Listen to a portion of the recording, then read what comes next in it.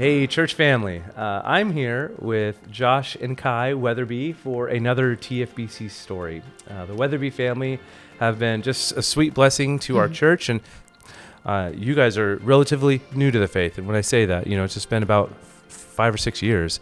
And I'd like for our church family to get to know a little bit more about that faith that you guys have, because you have continued to do some really sweet things for our church family and for families in our church. And I know that has come at in the backbone of really hard seasons of your life. And I'm so thankful that God has carried you through and that you have not given up, that you continue to keep your eyes on Him, even in hard seasons.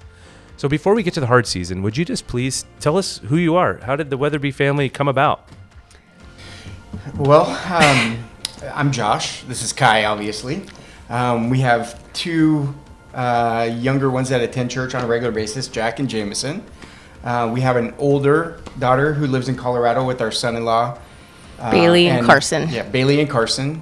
And then our grandbabies. And one on the way. And one on the way. Yay. So we're gonna have 3. Cool. Military. You guys were a military family. Yes. And you were moved all across the country. Oh, yeah. Yes. And back. And yeah, back. and back. And you weren't able to put down roots anywhere until when? In 2014. 2014, we moved to Tulare. We moved to Tulare Okay. in 2014. So it's been 11 11 years now. Okay. It's been over 11. I was baptized when I was younger, but re-baptized, before or in boot camp as a matter of fact. And so that was 2000 or 2001, February timeframe. How about you, Kai? When you first get married to Josh, were you walking with the Lord?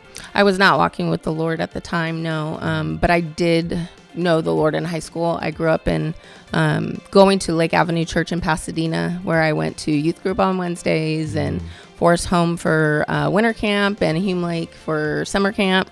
But when I really came to know the Lord was in 2019. So about 6 years ago. Yeah, I started attending Tulare First Baptist. Yeah. Tell me what leads you guys to, to 2019. Something dramatic really happened in your family. Can you elaborate a little bit?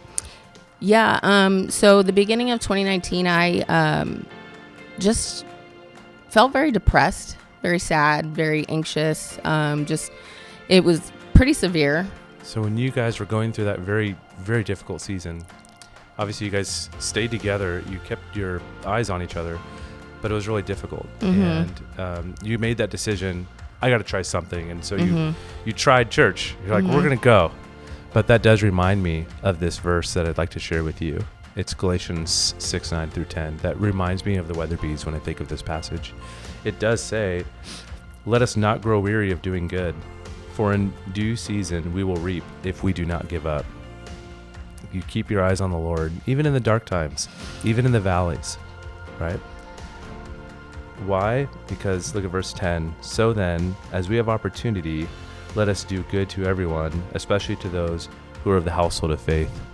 One of the best ways to get us out of those pits, especially those mental pits, is to get our eyes off of our situation and to put our eyes on Him and to put our eyes on other people and say, I'm going to serve you even in my hardest moments. And you guys live a life of service, and I'm so thankful for that. And I know that has been a blessing to our family, but I know it has blessed you guys as well. Oh, absolutely. Yeah. Absolutely.